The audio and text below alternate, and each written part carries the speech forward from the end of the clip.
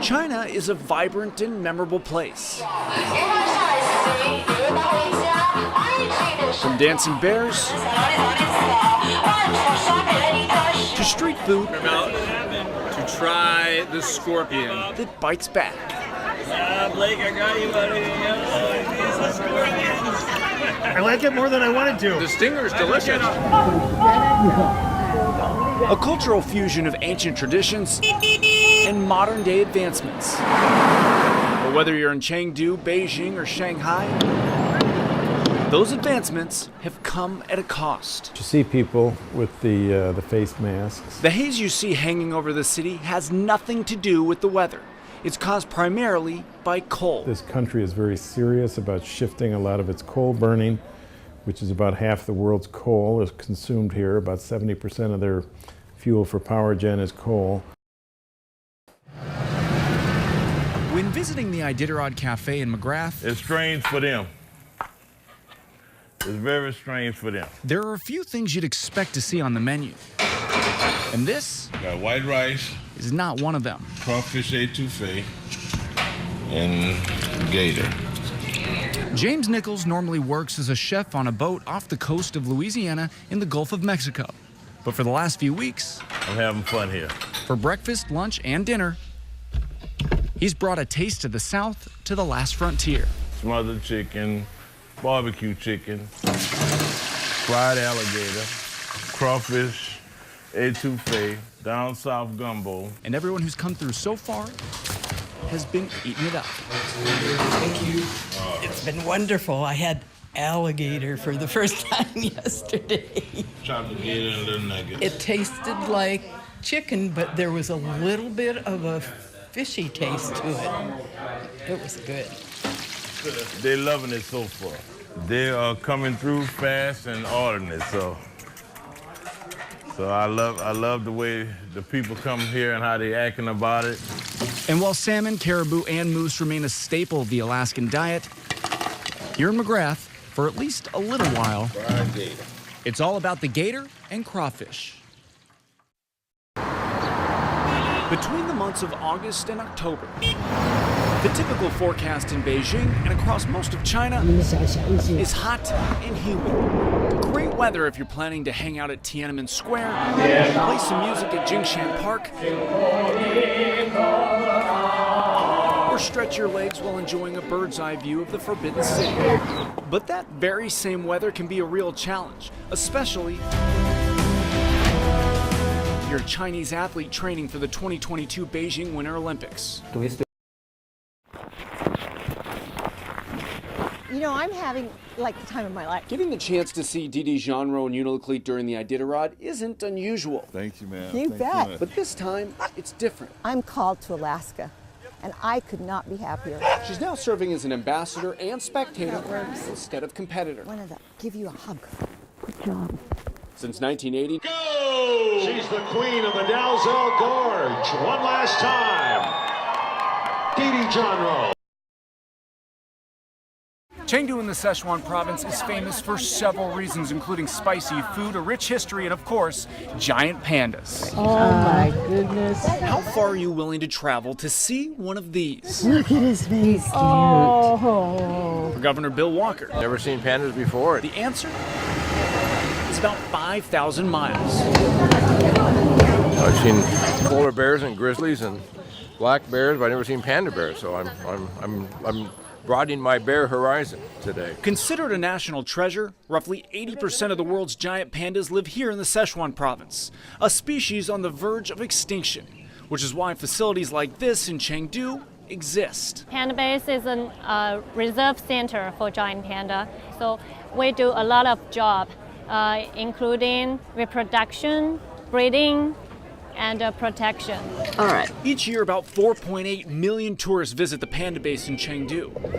And on this day, Really cute. He is. I don't think. there were about 50 Alaskans, including Julie Soppy with Visit Anchorage. This is a red panda, and to me they look more like raccoons, but all adorable. While she encourages Alaskans to explore China, she's here to increase Chinese tourism into Anchorage, interest,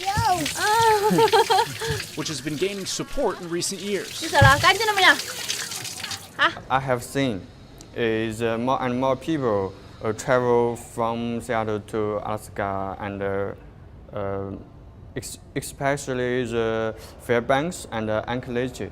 So I think in the future, there will be more and more people travel to there. But in order for a non-stop flight between China and Alaska to become a reality, Chinese aviation representatives say market demand, government support, and whether or not it's a seasonal destination are all considerations. So for now, really pretty colors. Beautiful, yeah. SOPI continues to lobby for non-stop flight service. Anytime you can reduce a barrier to travel, it makes a great big difference in our ability to market to new markets.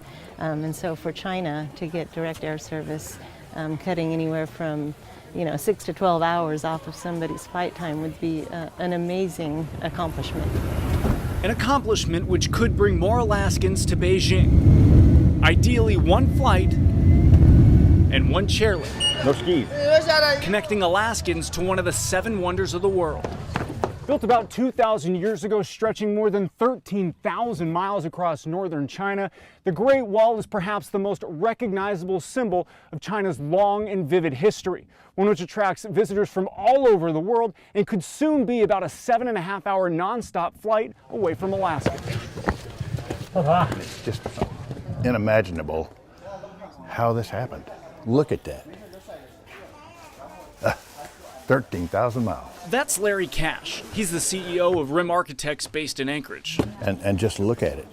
It's a gorgeous piece of our history, of the global history, of China's history, and the architecture is incredible. An experience for the second time, which has left this architect with goosebumps. One which he hopes will someday be more easily accessible. Going to see the wall. That 7.5-hour flight would be fantastic to open this up to many more people and to open Alaska up to many more visitors. For now, the size, magnitude, and first-hand understanding of exactly how this wonder of the world could possibly have been built remains a mystery to many. It gets up to like 20 meters high at some point, which I have no idea how they made that. It makes me kind of believe aliens are real. As for Larry the architect, the real question, could you build this wall?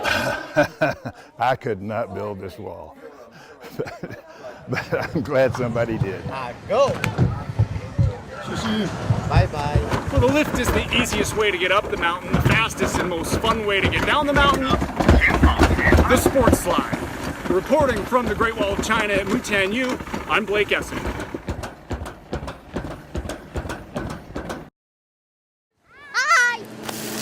For roughly the next 5 days, when you walk into the Unalakleet checkpoint headquarters, there are 2 things you're gonna smell: sourdough pancakes and the sweet smell of bacon. I mean, bacon's good anyway. All the mushers like it. It's a meat, it's high fat, keeps them going a little bit. But to make your sourdough, you need a crispy edge, and you get a little bit of that flavor in there, and yeah, it works really well. Aside from being delicious, there you go, have a seat at the table. With only a thin piece of plywood separating mushers' sleeping quarters and the kitchen, volunteer cook Mitty Johnson says the bacon serves a second purpose. It just creates a more homey atmosphere for everybody, a more welcoming atmosphere, and then it kind of masks the smell of the mushers, because when you've been on a trail for 7 days, they can't help it, but you know, it works. Starting today until the last team comes through town, Johnson says he will go through about 50 gallons of sourdough starter. We just activate everything with a little bit of sugar. And hundreds of pounds of bacon. Jack, you want to feed a tester? Feeding mushers, volunteers, and anybody who's hungry. Just outside, the calm before the chaos. Team supplies have been lined up and volunteers continue unloading mushers on lighter kicking sleds that have been sent up to deal with the harder packed trail from Unalakleet to Nome.